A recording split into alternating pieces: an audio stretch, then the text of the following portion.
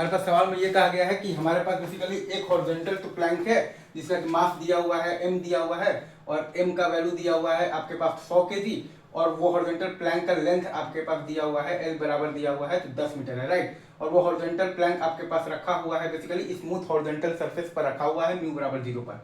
और वो प्लैंक के एक मतलब की एंड पर एक बॉय है ऑफ मास m1 जिसका की वैल्यू आपके पास दिया हुआ है बेसिकली तो क्या दिया हुआ है तो 30 kg और बेसिकली तो वो तो प्लैंक के दूसरे एंड पर एक और बॉय है ऑफ मास m2 जिसका की वैल्यू दिया हुआ है आपके पास 20 kg, राइट। तो हमें ये बताना है कि find the displacement of the plank when the two boys interchange their positions, right.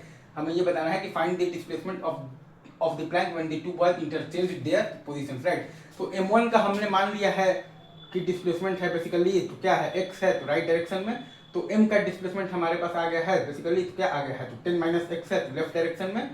और वैसे ही m2 का हमारे पास आ गया है डिस्प्लेसमेंट है तो 20 माइनस एक्स है तो लेफ्ट डायरेक्शन में, राइट, इन दी ग्राउंड फ्रेम।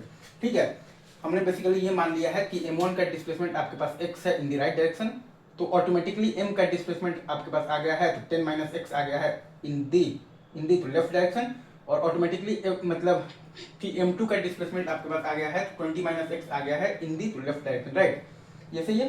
तो अब अगर आप ये पूरे सिस्टम को x एक्सिस के अलोंग देखेंगे तो एफ नेट एक्सटर्नल बराबर 0 है, मतलब कि ACM बराबर 0 है, मतलब कि VCM बराबर कांस्टेंट है। और आपके पास VCM इनिशियल बराबर 0 है, मतलब कि VCM बराबर आपके पास 0 कांस्टेंट है, मतलब कि XCM बराबर आपके पास कांस्टेंट है, मतलब कि डेल्टा XCM बराबर आपके पास 0 है, मतलब कि m1 डेल्टा x1 और प्लस m2 डेल्टा x2 बराबर आपके पास 0 है। अगेन मैं फिर से बोल रहा हूँ, अगर आप ये पूरे सिस्टम को x एक्सिस के अलोंग देखिएगा तो आपके पास एफ नेट एक्सटर्नल बराबर 0 है, मतलब कि आपके पास ACM बराबर 0 है, मतलब कि आपके पास VCM बराबर कांस्टेंट है।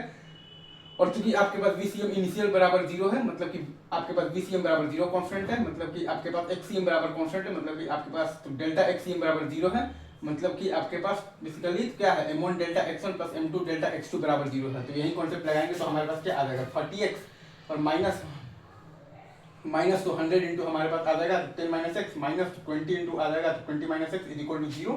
तो x का वैल्यू हमारे पास आ गया है 28/3। अगेन मैं फिर से बोल रहा हूँ, हमारे पास आ गया है 30x माइनस 100 इंटू आ गया है 10 माइनस एक्स माइनस 20 इंटू हमारे पास आ गया है तो 20 minus x is equal to 0।